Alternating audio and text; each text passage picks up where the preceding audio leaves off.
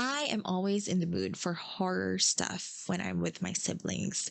So I finally, oh my God, I literally just said horror. Now, as a Filipino living overseas, I always look forward to the chance of coming home to the motherland for the holiday season. Save for the horrible traffic situation in Metro Manila during the most wonderful time of the year, there's a lot more to look forward to, like finally taking a break from work, reunions with family and friends that often involve festive Filipino food that will serve as fodder for your weight loss resolution in January, and the annual Metro Manila Film Festival, or the MMFF. Now try saying that 5 times. MMFF, MMFF, MMFF, MMFF, MMFF. Hello, my name is Jel. If you're new here, welcome to my channel. I am not quite sure what I'm doing here yet. I just know that I consume a lot of content and I do like to yap about it. And sometimes I do want to share my musings about life. Now, if that's your thing, feel free to say or to subscribe even.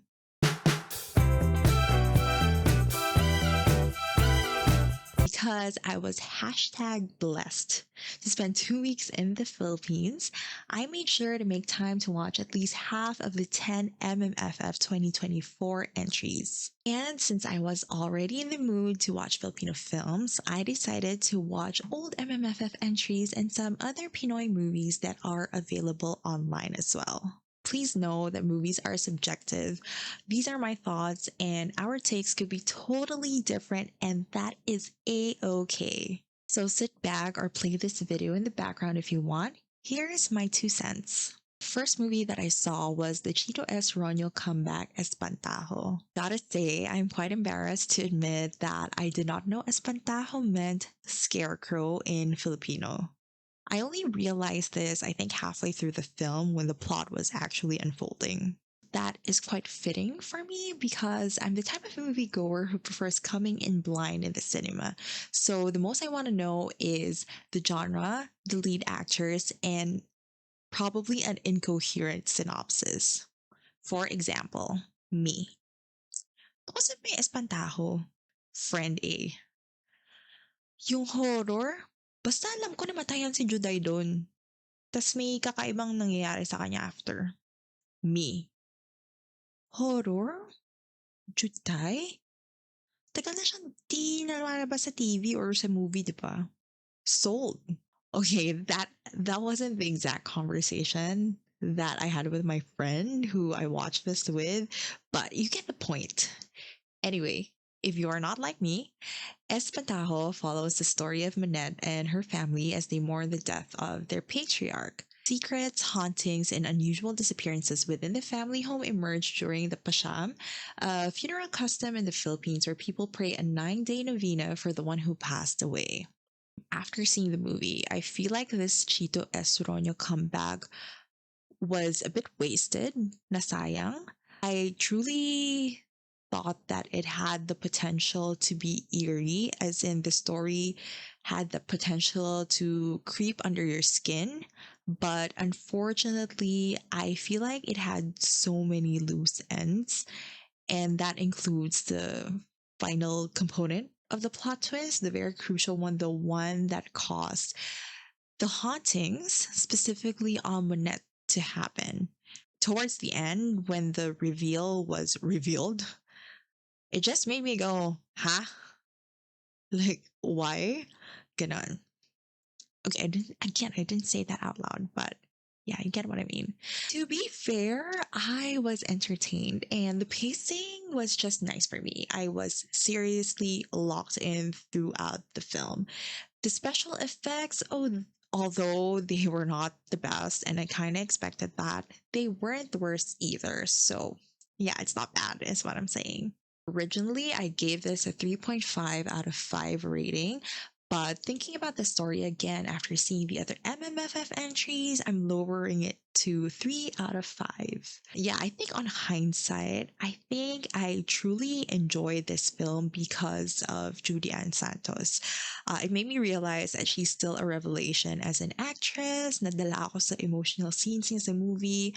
And yeah, I think she deserves the Best Actress Award nung Gabi ng Parangal. The next film I saw was a major disappointment. Now, I want to preface this by saying I am a Pepe Jokno fan, as in I have been following him since Above the Clouds. That was way back in 2014. And I'm saying this coming from the high of the 2023. Yeah, the 2023 MMFF film Gomborza, the one that he directed also. So, like, I think early 2024, he was starting to promote Isang Himala as his 2024 MMFF entry. So when I was seeing all his posts about it, I got very excited. Like truly, I was truly looking forward to it because it had the elements of things I know I would like. Apart from the director Pepe Jokno, it's a musical, and then it stars theater actors, and it's based on the beloved classic Ishmael Bernal film. For the uninitiated, Isang Himala follows Elsa, who supposedly saw the Virgin Mary, an event that prompted her to have the ability to heal the sick. Since then, she has been performing miracles in Kupang till the word spreads beyond her small town and she becomes a beacon of light in different ways to so many people. Now, story wise, I already knew Isang Himala would be thought provoking. A couple of years ago, I saw the 1982 Bernal film, which, by the way, won Best Picture in that year's MMFF. Though not detailed, I knew what I was getting into. National artist Ricky Lee's microcosm of society's hopelessness and people latching onto whatever could drive their faith and whatever could bridge them to what they want to happen. That is why I cannot quite put my finger on why it felt so dragging to go through the songs and the scenes of Isang Himala. I could say that I was on the edge of my seat, but in a bad way, unfortunately. As in, during the movie, I Googled the film's total running time, and then I just caught myself glancing at my watch every now and then to check how long I have to sit there. As in, like, one song, and then I check my watch, and then like a scene, and then the song again, and then I check my watch again. It was quite painful, to say the least, because I really wanted to enjoy it. To be honest, for me, the real miracle was finishing the film and not walking out of the cinema. Now, maybe it's just me, my friend, the dude behind us who said out loud that one scene felt cartoonish, and probably Wango Galiaga, who accurately put into words what I felt. Now, to be fair, I did not see the stage musical version, but I think something was lost in the adaptation, yung pagsalin, from the original film to the musical and now the movie musical. Isang Himala for me is a 2.5 out of 5. I am sad that it is lower than Espantajo. When I saw Green Bones, it was already awarded Best Picture. Did that influence me to see it in theaters? The answer is no. I watched this to one, spend time with my Beshi friend group because we used to work at GMA, the company that produced this film, and two, fulfill the need for a Ricky Lee redemption piece. Now, save for the fact that we were seated at the very front row of the cinema because it was already packed when we bought tickets, I truly have no notes. I really enjoyed the film. I think it was good. And I say that with no bias. It's a 4 out of 5 because while the movie was good, I feel like it does not have a replayability factor, at least for me.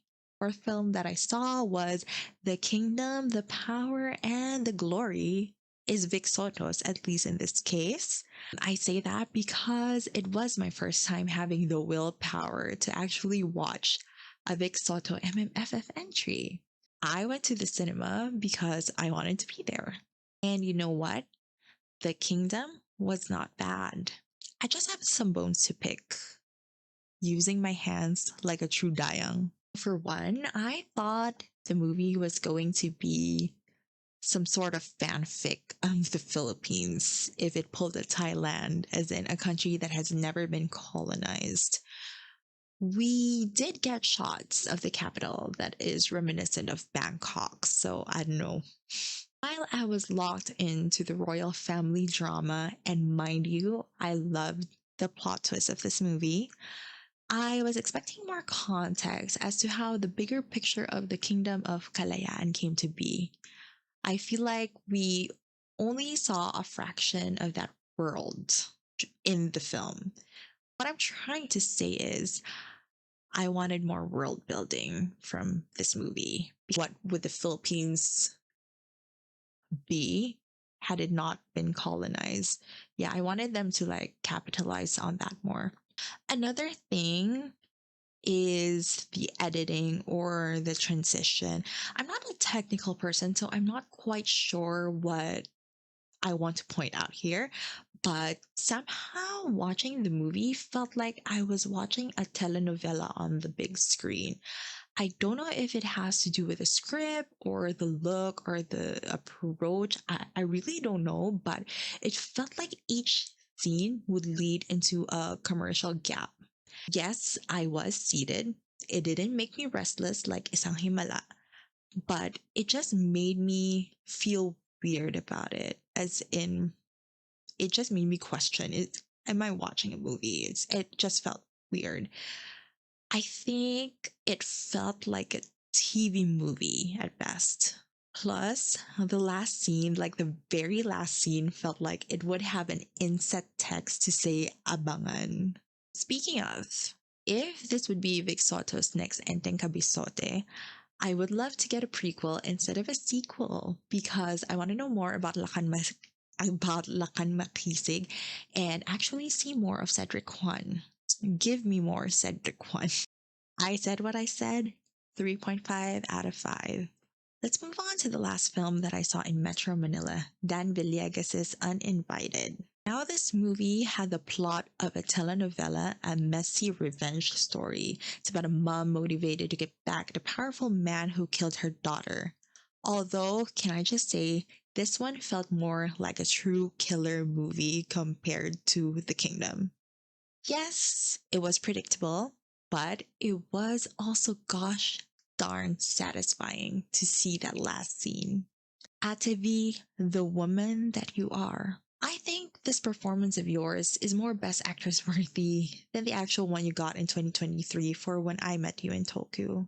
Not to say that Judai didn't deserve the award. I literally said earlier she deserves it, but just saying Vilma Santos's performance in Uninvited is more worthy of the Best Actress award than the last MMFF movie that she made.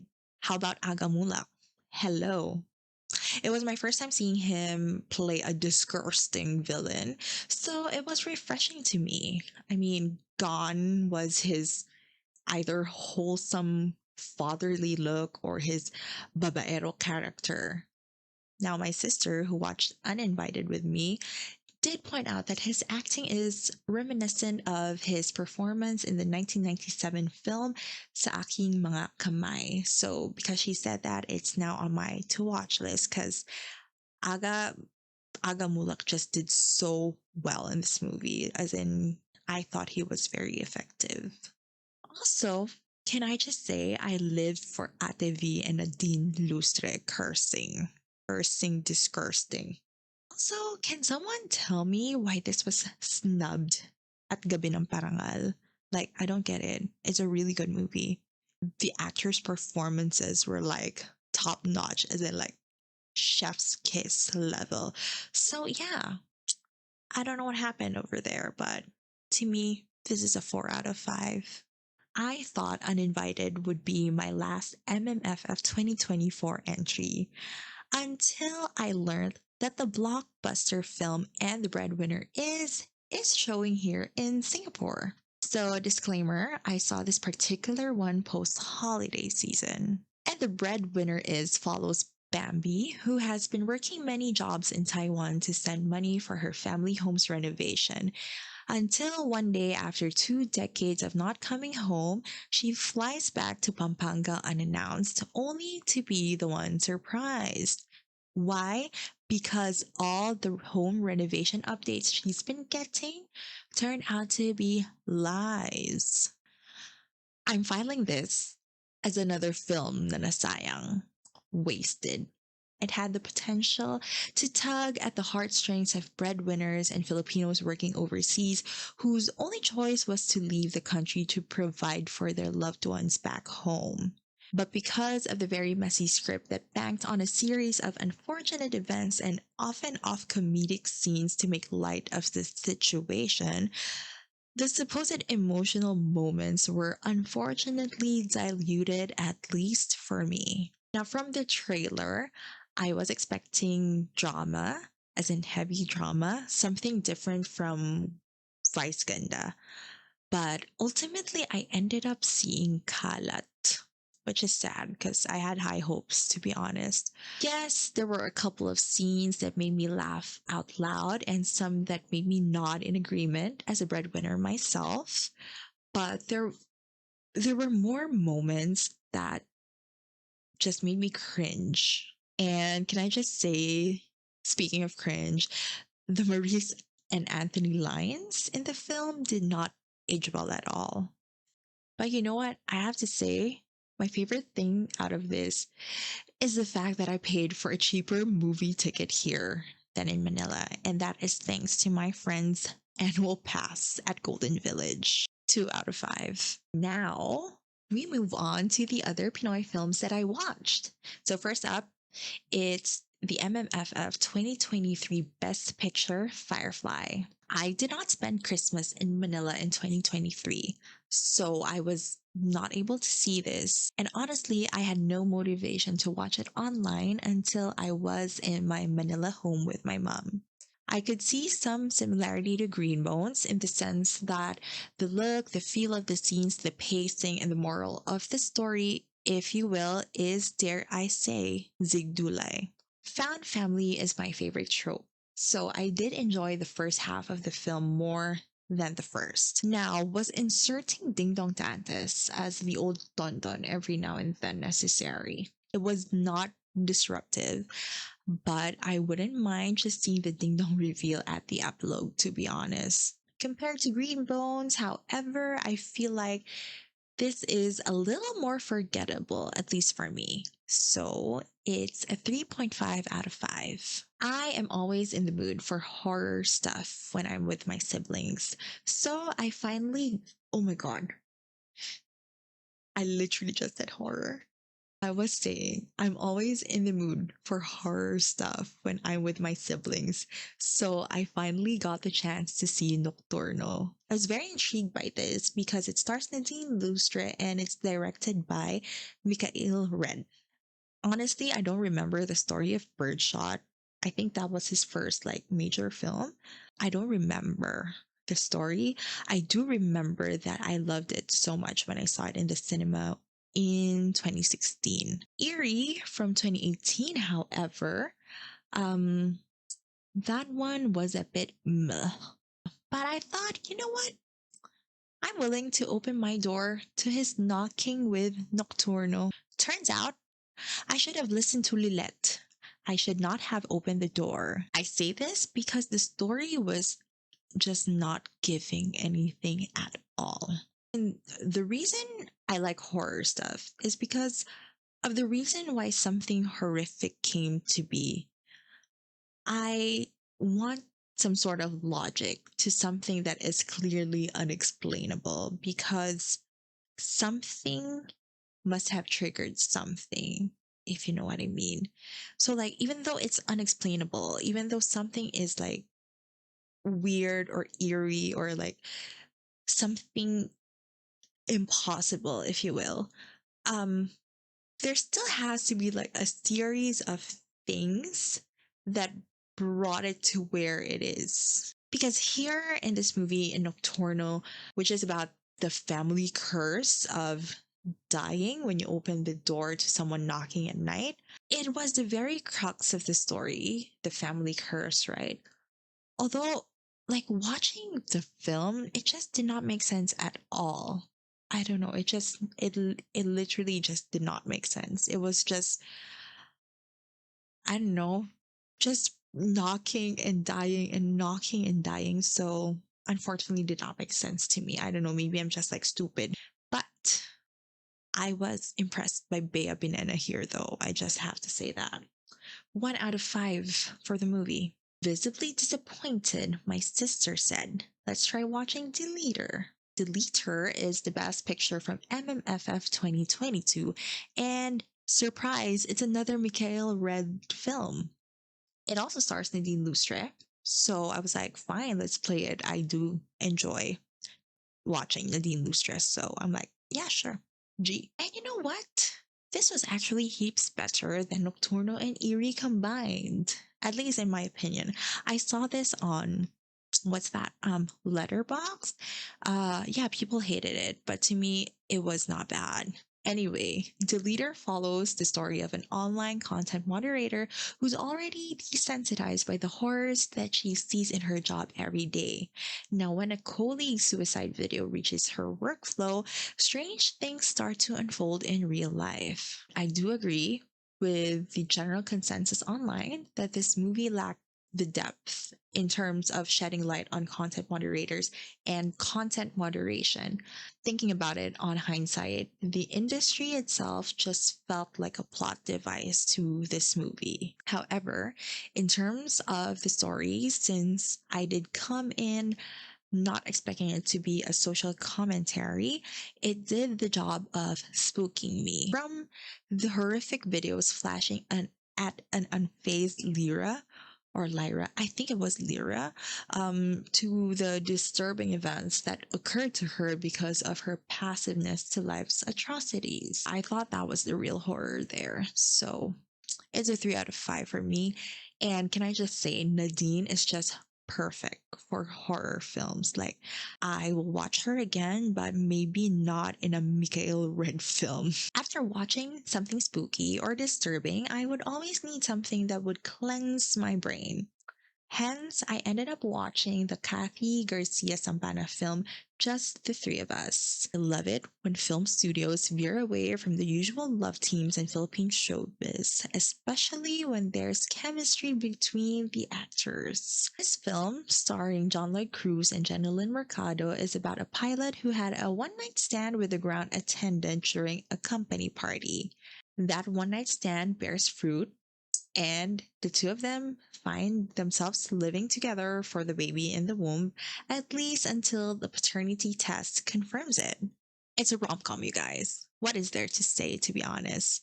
Nothing much. Um, the lead guy character, Uno Abusado, is truly abusado here. He is a walking red flag, but somehow he still made me smile like an idiot and kick my feet in the air. My bar is in hell, I guess. The ground attendant, CJ Manalo, because it is played by Jenilyn, is just so funny and cute whenever she tries to make Lambing JLC's character. I honestly have no smart input to this other than it's a good feel good movie if you ever need one. You can close your eyes to the red flags, to be honest. 3.5 out of 5. And I need a JLC Jenilyn reunion movie. Please, please, Star Cinema, make it happen. Sometimes you just need a rewatch of your comfort films. So, when I saw Kung Ako Na Lang Sana on Star Cinema's YouTube channel, it was an automatic play for me, as in a no brainer, as in I need to watch it. I grew up watching this movie on Cinema One, as in it was my Philippine counterpart of 13 Going on 30, that Jennifer Garner film. This movie, Kung Ako Na Lang Sana, spans decades of Emmy and Enting's relationship. And it's not just about them, it's also about their barkada and families and all the changes one goes through adulthood. Watching this as an adult now, I understand the events in the movie more because I myself am also experiencing those major life milestones and changes. Sana lang pati yung slow burn romance. When I was young, I thought the pairing was like really unlikely, the Sharon Aga pairing, but eventually I realized I am a Sharon Coneta Aga Mulak pairing enjoyer. This is a 5 out of 5 because I'm biased, you guys. Dear ABS-CBN, please restore this film. I'm begging you, restore this film, please. Speaking of pairings, I did not know about the Vilma Santos Christopher De Leon reunion film when I met you in Tokyo until my gay bestie told me about it after we watched The Kingdom. I believe we were talking about Best Actress contenders when this topic came about because, as I mentioned earlier, Atavi won the award for this movie in the 2023 edition of the MMFF. Anyway, it's on Netflix, and we decided to crash our other bestie's place to watch it together. It was pure fun and kilig in the first half of the movie, but it felt like a non-movie movie, if you know what I mean. Um, I think there were many times we said, is this just fan service for Atavi and Boyet's fans? Because literally nothing was happening in the movie. And because it felt too long without anything happening really, it ended up being predictable. And I no longer had the energy to react over what happened in the end, sadly. Oh, wait, I did have. I was actually relieved that the movie was over. 2 hours was just too long for nothing to happen. And then everything at the end. Suzette, why? However, if there's one takeaway that I have from this movie, it's that Boyet Christopher De Leon aged so well. As in, it made me want my future husband to look like that fine in his 60s. 2 out of 5 though, because it felt stretched. Sayang. I have waited for years to watch Sana Maulit Muli for free. So when I saw it on Star Cinema's YouTube channel, playing it was a no-brainer. Was it worth the wait? I only know of this movie's cult status, but I didn't even know what the story was about. Although I wanted to know why the Aga Mulak Lea Salonga pairing is so beloved by many. So babes, was it worth the wait? Sana Maulit Muli is the story of Agnes and Jerry and their struggle to keep their long distance relationship, one that's between Manila and San Francisco. I am not a fan of LDR stories, and it's not something that I wish upon myself. I don't think anyone wishes upon themselves, actually. Anyway, despite that, I'm quite surprised that the movie actually held my attention for 2 hours. I guess I was already fully immersed in Agnes and Jerry's lives by the time that I realized that it was a long film. And when I say fully immersed, I mean I need to see what happens to the characters. Because I hated Jerry. I hated his family. I also didn't like Agnes's mom. I think the only character I truly liked here is Agnes. Except for the times where she was, you guessed it, marubok. Here's a spoiler warning. That ending, I am just going to believe in my heart that Agnes just went to Manila for a holiday and that she didn't give up the life that she built in the States. Will I watch this again? If I want to be in disbelief, then yes, I would. 2 out of 5. I'm so sorry, Mama Leia. This ain't it. I thought Outside by Carlo Ledesma was the first Filipino zombie film that was like released on Netflix last year, 2024. I didn't know that a movie called Block C has existed like years back. Another thing I didn't know, Block C is also by Mikhail Red. Apparently, my sister and I unintentionally marathon his mainstream movies. Block Z follows a group of med students who find themselves in a campus lockdown after a patient who died from rabies like symptoms comes back from the dead. Or, in other words, a zombie apocalypse starts in my alma mater, USC. You know what? It wasn't bad. I was entertained, which is the bare minimum for movies. I wanted to know more about how Patient Zero came to be. The movie has more explaining to do, but then again, I also don't think I want a sequel. 2.5 out of 5. I saw Deadma Walking after the holidays, not knowing that it was an MMFF 2017 entry. My gay bestie was in town for a work event, and because he only had one night free, as in past 10 p.m. free, I decided to drop by his hotel to hang out instead. While I was munching on the hotel's free chocolates and fruits, he played this movie about two gay besties who are working to stage the death of one of them after getting diagnosed with cancer. Now, a part of me is irritated because I did not know about this movie, therefore, I didn't see it in theaters when it was out. But I was also glad I watched it on Netflix because I guffawed so many times it was embarrassing. It was the script, it was the confusing meme like editing, it was the budgeted look, although there were many superstar cameos.